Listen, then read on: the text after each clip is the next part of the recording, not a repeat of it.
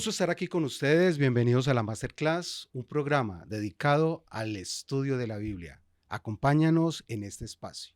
El tema de hoy es el amor en el gran conflicto, un tema complejo que requiere de grandes explicaciones.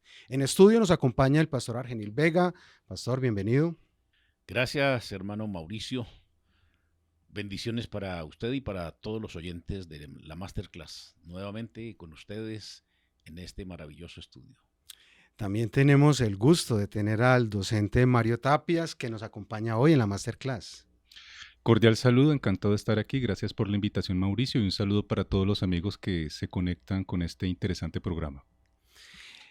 El amor es un tema que no es,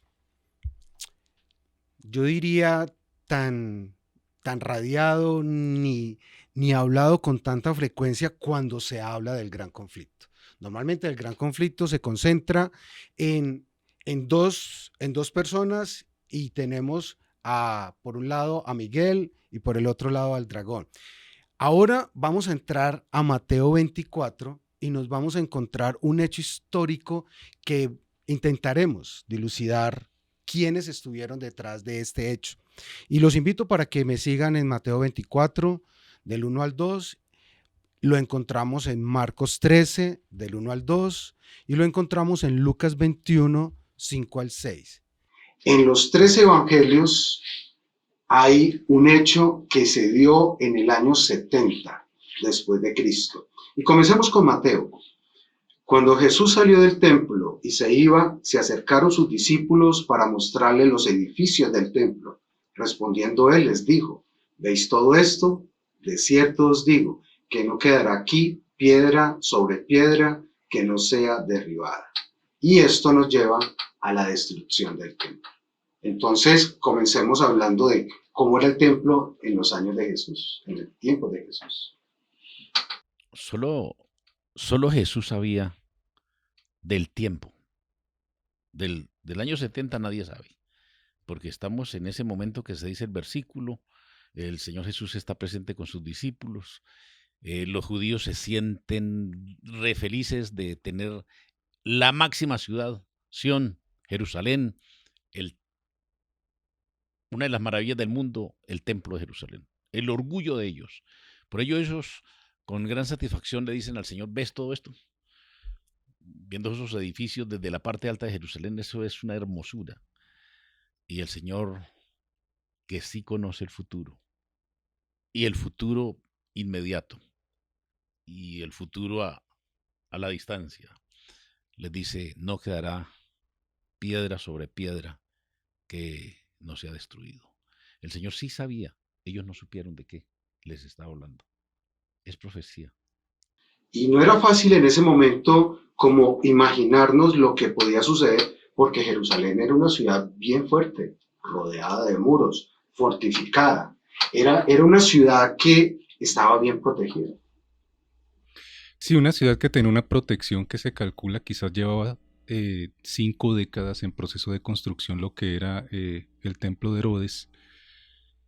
Y partiendo pues de la belleza que se está mencionando que pudo tener, el templo de Herodes fue magnificente, quizás el templo más hermoso que pudo tener en algún momento el pueblo de Israel. Y en cuanto a la fortificación de Israel, pues también ya llevaban varias décadas, quizás más de un siglo en la construcción de las murallas, sobre todo después de lo que fue el gobierno de Antíoco IV Epífanes en el año 168 a.C. Así que quizás un siglo, 2 siglos que la ciudad de Jerusalén estaba siendo fuertemente edificada, aunque ya eran protectorado romano, pero seguramente el sistema que tenía de protección la ciudad de Jerusalén pues era bastante particular y era un reto bélico militar para quienes intentasen hacer un ingreso beligerante a la ciudad. De hecho, el pastor ha tenido la posibilidad de visitar Jerusalén. Háblanos de ese muro que quedó en pie. Ese muro que quedó en pie es algo que uno no se alcanza a imaginar, que para la época hemos hablado que vamos en una decadencia, ¿cierto?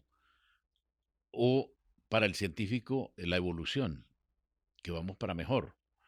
Entonces uno se pone a mirar la construcción que ellos tenían, no la hay hoy en día en ninguna parte.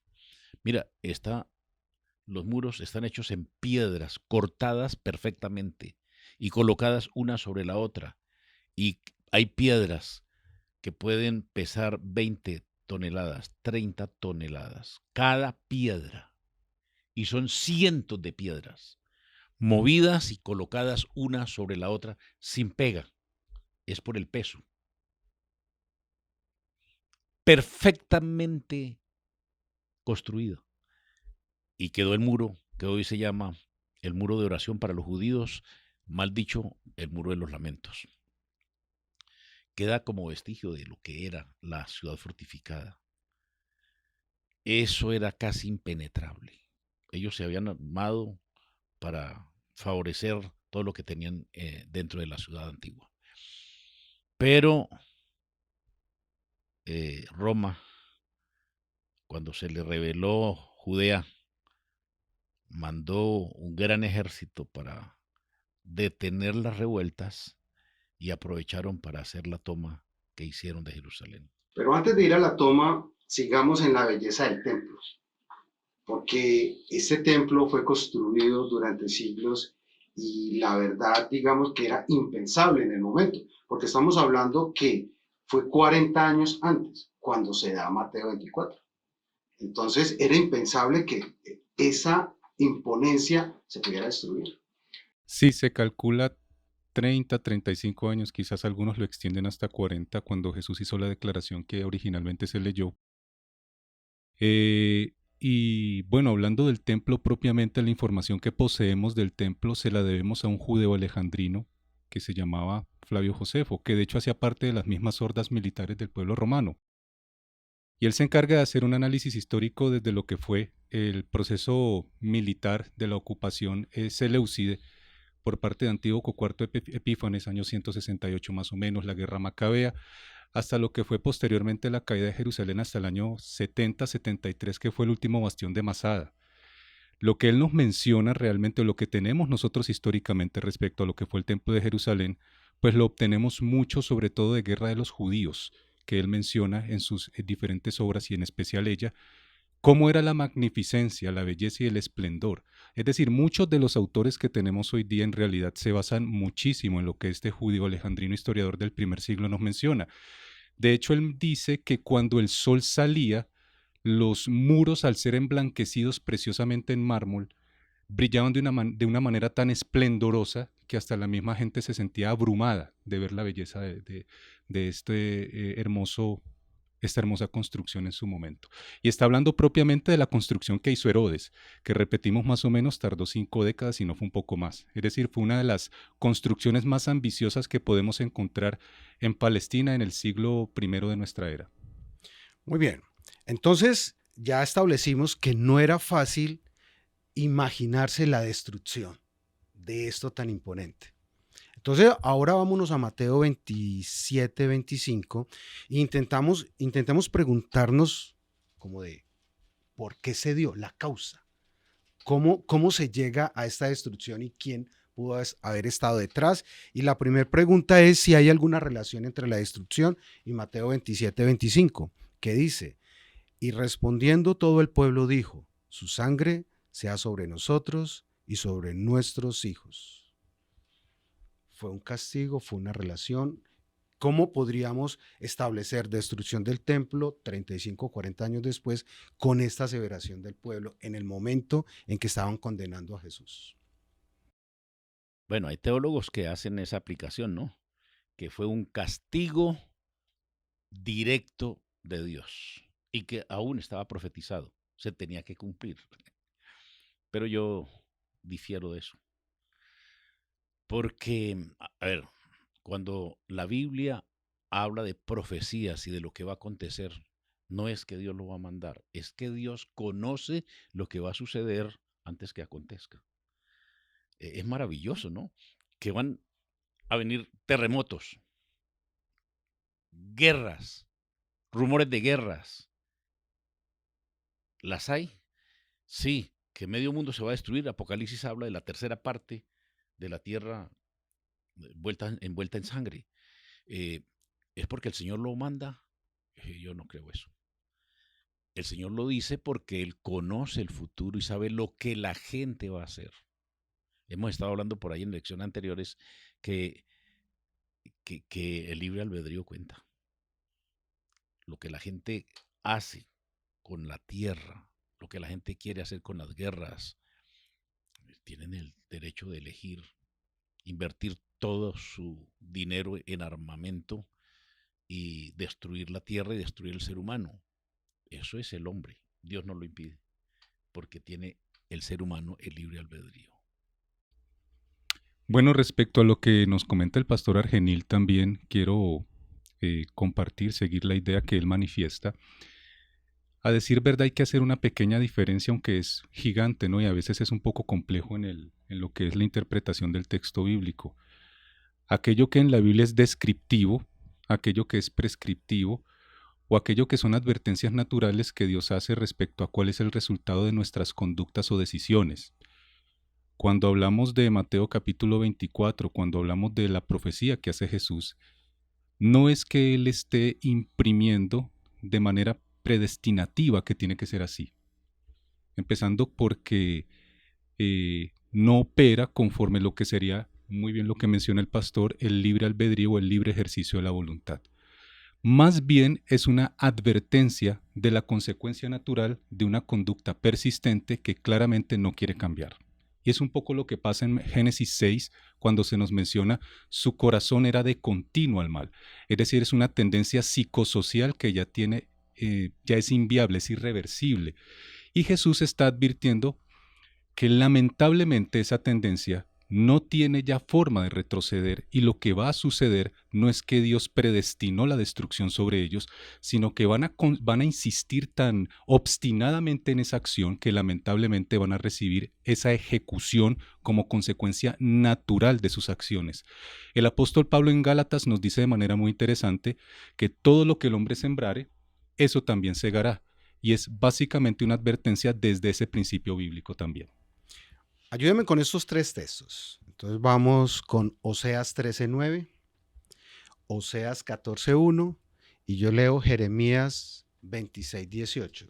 Y vamos a intentar explicar cómo hacer la diferencia de cuál es la causa del mal en estos casos o en estos escenarios. Entonces empecemos con Oseas 13:9. Entonces, en la nueva versión de la traducción dice: estás a punto de ser destruido, oh Israel. Sí, por mí, el único que te ayuda. Una afirmación directa de quien destruye. Oseas 14:1. Vuelve, oh Israel, oh Jehová tu Dios, porque por tu pecado has caído. Ahí podríamos también establecer una relación directa. Pecó, cayó. Y Jeremías 26:18. Dijeron, recuerden cuando Miqueas de Moset profetizaba durante el reinado de Ezequías de Judá. Él les dijo al pueblo de Judá: esto dice el Señor de los ejércitos celestiales. El monte Sión quedará arado como un campo abierto. Jerusalén será reducida a escombros, un matorral caerá en las cumbres donde ahora se encuentra el templo. Tremenda profecía. Ya Jeremías fue más descriptivo, no estableció causa-efecto, pero entonces al parecer los textos sugieren que es el creador el que genera este castigo. Sí, es básicamente una tendencia que encontramos en las escrituras y que sería bien interesante en algún momento proponer un debate sobre eso aquí en este programa tan interesante. Pero como tenemos el tiempo tan corto y nos tenemos que concentrar en el punto, a decir verdad, lo que podemos encontrar aquí es un tipo de profecía que es condicional. No necesariamente Dios quería, por ejemplo, que el diluvio ocurriese, como tampoco Él está prescribiendo de manera determinista que tendría que ser así fatídicamente que sucediese con el pueblo de Israel. Pero, obviamente, Dios, que conoce la lamentable tendencia del corazón humano, está prescribiendo o más bien corrijo, no prescribiendo, está advirtiendo sobre lo que será lamentablemente el resultado de su conducta. Así que Israel pudo haber tomado una decisión diferente. Cuando hablo de Israel estoy hablando del pueblo circundante a Jesús en el primer siglo de la era cristiana. Hago esta acotación porque es importante hacer esas delimitaciones históricas. Y en ese contexto, pues ellos lamentablemente, pudiendo, Pastor Argenil, haber tomado otra decisión, pudieron haber aceptado al Mesías, pudieron haber tomado esa opción, pues lamentablemente lo rechazaron. Y como consecuencia, no como castigo de ellos, sino como consecuencia de sus decisiones obstinadas y autodestructivas, pues lamentablemente ellos mismos abrieron la puerta para que lamentablemente llegase la destrucción desde el año 66, que comienza la situación, hasta el año 70-73. El profeta, cuando habla, ni siquiera sabe cuándo se va a cumplir lo que se le está diciendo. Él habla para el momento y los problemas que tienen actuales, pero por eso es bíblico, por eso es inspiración divina. Dios sí conoce el futuro y el profeta habla para el momento, pero tiene aplicación apostelesmática o futurística. Entonces, eso se cumple porque es palabra del Señor. Ahora, ¿lo mandó el Señor? No. Debemos entender lo siguiente: el pueblo de Israel, en toda su historia, cuando estaban fieles al Señor, tenían una barrera de ángeles protectora, que los cuidan, porque el ángel de Jehová acampa alrededor de los que le temen y los defiende. Pero el gran problema es cuando yo dejo a Jehová y me voy tras los Baales y cometo el pecado. Entonces, ¿quién se retira de quién? ¿Es Dios que se retira de nosotros o es que nosotros le damos la espalda a Dios? Eso fue lo que le pasó al pueblo de Israel. Le daban la espalda al Señor y entonces estaban solos y se enfrentan a unas guerras. Pues es lógico que caen presa del enemigo. Eso sucede en la actualidad. Eso es repetitivo en la historia del cristianismo. Cuando yo estoy con el Señor, cuando yo ando con Él, cuando yo vivo con Él, cuando estudio la palabra del Señor, cuando tengo fe y confianza en Él, todo me va bien. Pero a veces queremos estar con un pie adentro y otro afuera y medio alabar al Señor y haciendo cosas y queremos que no nos pase nada. Y el ángel de Jehová no está con nosotros, o nosotros le dimos la espalda. Él quiere estar con nosotros, pero nosotros le damos la espalda al Señor y no nos va bien. Eso le pasó al pueblo de Israel. Aquí es donde se vuelve muy útil incluir en el análisis el gran conflicto. Si nosotros sacamos el gran conflicto del análisis, probablemente vamos a terminar culpando siempre al mismo. Y nos encontramos, y le recomendamos a nuestros oyentes que lean el capítulo 1 del conflicto de los siglos. Tiene unos párrafos maravillosos. Me voy a permitir leer uno que nos muestra justamente la acción del gran conflicto en este hecho en particular. Dice así: los judíos habían forjado sus propias cadenas, habían colmado la copa de la venganza, en la destrucción absoluta de que fueron víctimas como nación y en todas las desgracias que les persiguieron en la dispersión. No hacían sino cosechar lo que habían sembrado con sus propias manos. Dice el profeta: es tu destrucción, oh Israel, el que estés contra mí, porque has caído por tu iniquidad. Oseas 13:9, 14:1. Los padecimientos de los judíos son muchas veces representados como castigo que cayó sobre ellos por el decreto del Altísimo. Y aquí es donde viene la joya. Así es como el gran engañador procura ocultar su propia obra.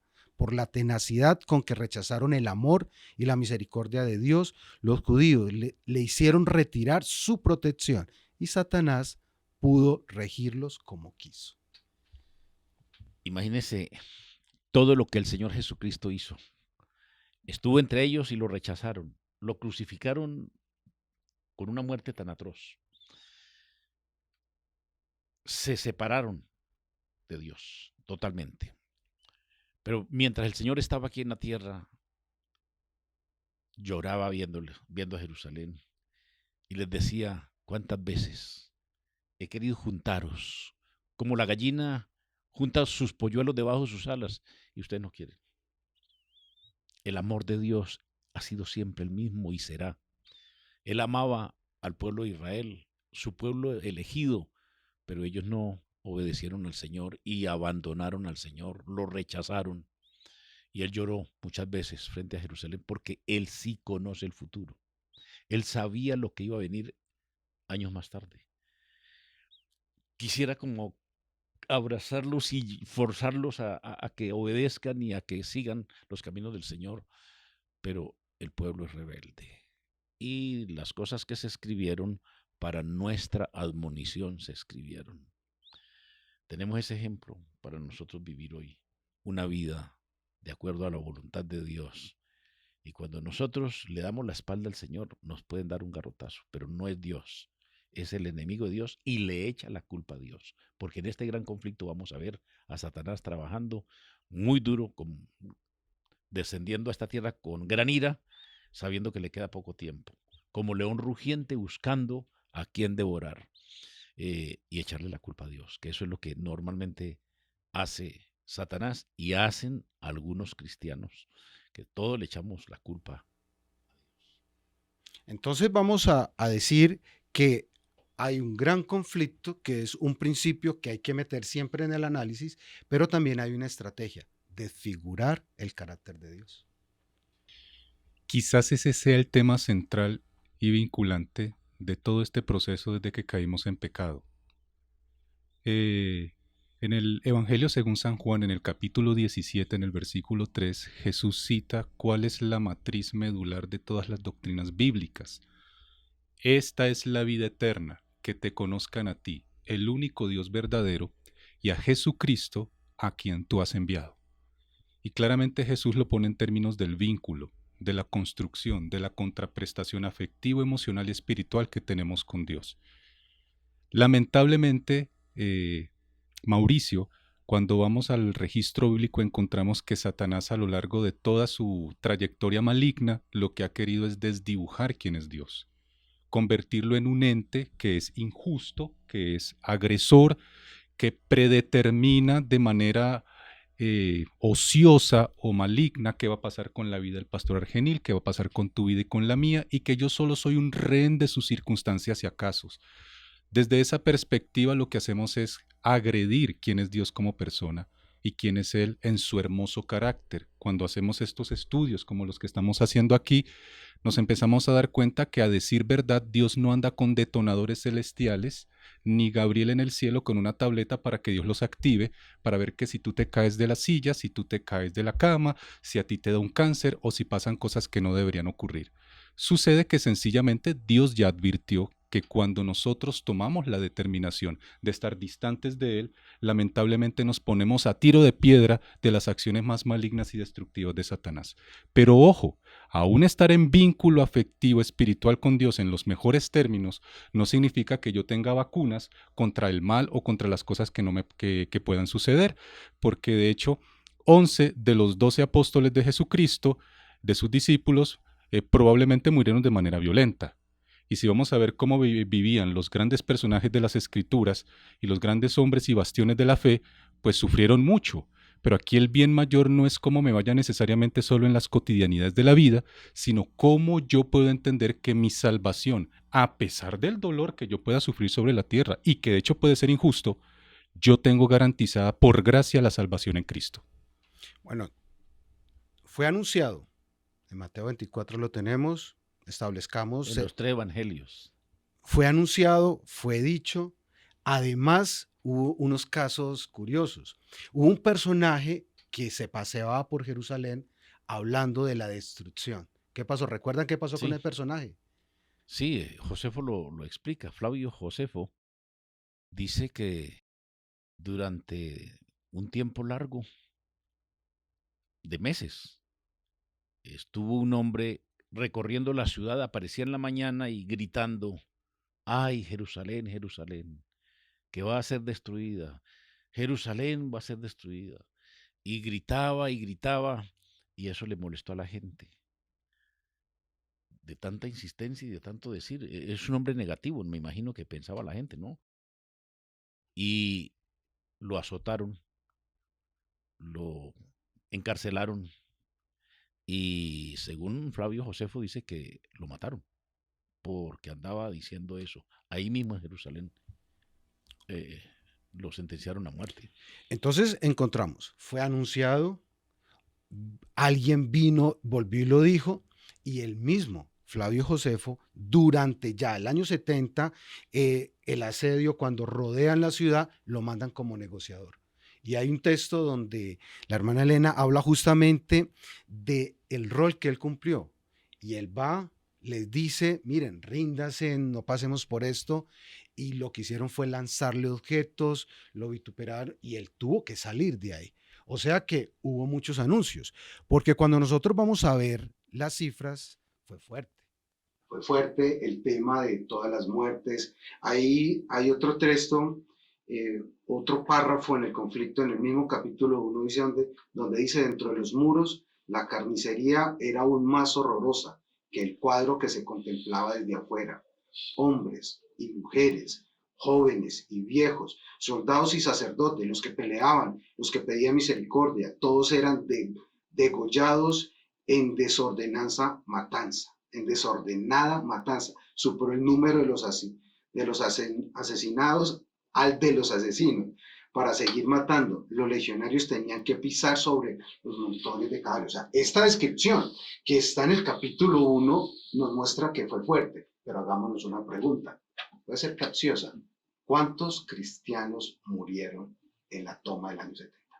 Mira, Jerusalén tenía los habitantes normales que pasaban los 110,000 habitantes. Y era la época de la Pascua, de la gran fiesta de los judíos, y había venido gente de todas las naciones cercanas que venían a adorar y a la fiesta judía. Así que la ciudad estaba atestada con aproximadamente 30,000 personas de visitantes, más de las normales. La comidita que tenían era para la fiesta y en fin, normalmente venían los mercaderes y traían más comestibles, pero fue sitiada y comienza el hambre. El libro de Historia Eclesiástica de Eusebio de Cesarea lo recomiendo muchísimo.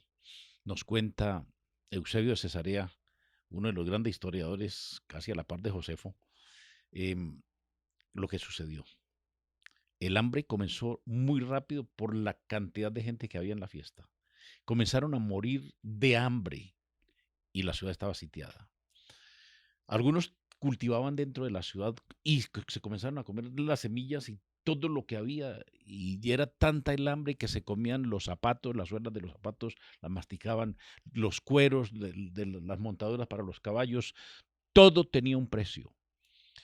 Además de eso, los que estaban dentro y que se vieron apretados por el hambre, se armaron para quitarle la comida a los que tenían algo escondido, a los ricos. Y fueron de casa en casa destruyendo y matando y asesinando por comida. Salía a la calle la gente y tocaba caminar por encima de los muertos. Al principio, esas bandas que se organizaron ponían a enterrar a los mismos judíos y a los visitantes a que enterraran los muertos, pero ya no dieron abasto. Entonces, tenían que caminar por encima de los cadáveres. Niños, mujeres. Se cuenta la historia de una mujer que se comió a su hijo y varias lo hicieron. Nos vamos a morir de hambre y así que matemos al niño y nos lo comemos. Fue lo máximo. Ahora, que alguien diga que es Dios el que hizo eso, es no conocer el amor de Dios. Es no meter el gran conflicto. Y la pregunta es capciosa porque en el mismo capítulo 1 está la respuesta. Y quiero tomar... No murió ni uno. Capítulo 1, página 17. Ni un solo cristiano pereció en la destrucción de Jerusalén. Cristo había prevenido a sus discípulos y a todos los que creyeron sus palabras, esperando atentamente las señales prometidas. Cuando viereis a Jerusalén cercada de ejércitos, había dicho Jesús, sabed entonces que su destrucción ha llegado. Entonces los que estuvieran en Judea huyan a los montes, y los que están en medio de ella, váyanse. Lucas 21:20. Y hubo un momento que inexplicablemente hubo un flanco que se abrió y los celotes pudieron perseguir a esa legión, la vencieron, y en ese momento, dice la hermana Elena, que salieron los cristianos y huyeron haciendo caso. O sea, había información fueron advertidos y esto es lo que nos debe quedar hoy alrededor de lo que va a pasar para nosotros. Solo los que creen en la profecía y los que se preparan. Cuando ellos vieron la oportunidad, que el ejército hizo una retirada, inmediatamente cogieron sus maleticas y se volaron hacia los montes. El remanente fiel, lo llama Elena de White, salió antes de la toma final y la matanza final. Al final va a pasar lo mismo. Quienes estemos pendientes de la profecía, podemos escapar a las miserias que le va a venir a esta tierra.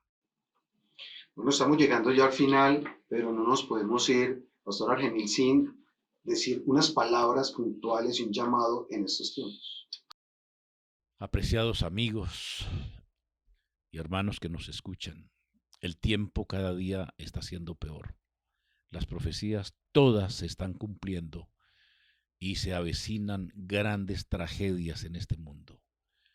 Y solo los que permanezcan fieles al Señor podremos salir victoriosos. No desmayes, ni un pie atrás ni para tomar impulso. Siempre fe y confianza en el Señor, orando siempre a Él, con súplicas y ruegos y predicando el Evangelio. Estimado Mario. Dios es un Dios de vínculos. Él crea relaciones afectivas recíprocas, gusta de que nosotros nos acerquemos a Él y desea a través de las profecías, a través de la revelación de las Sagradas Escrituras, que entendamos que somos importantes para Él, que nos ama. Estar solamente pendiente de la profecía como tal puede darme una garantía parcial. Debo constituir una relación vincular con Dios, creer que me ama en la cotidianidad, mientras haces el arroz en la arrocera, ahora que estás en la bicicleta montándola, cuando estás montado en el metro, estás montado en el tren, cuando tomas el autobús. Ese Dios de la cotidianidad, de la cercanía, de los afectos emocionales espirituales que dice: yo te amo, estas profecías las he dejado para que sepas que cuido de ti y que día a día soy tu Dios, tu amigo y tu Salvador. En Isaías 41:10 dice: no temas, que yo estoy contigo, no desmayes, que yo soy tu Dios que te fortalezco, siempre te ayudaré, siempre te sustentaré con la diestra de mi justicia. Amén. Hemos llegado al final, los invitamos para que nos sigan en las redes, háganos las preguntas en el número de WhatsApp y no olviden la cita. Nos vemos hasta la próxima.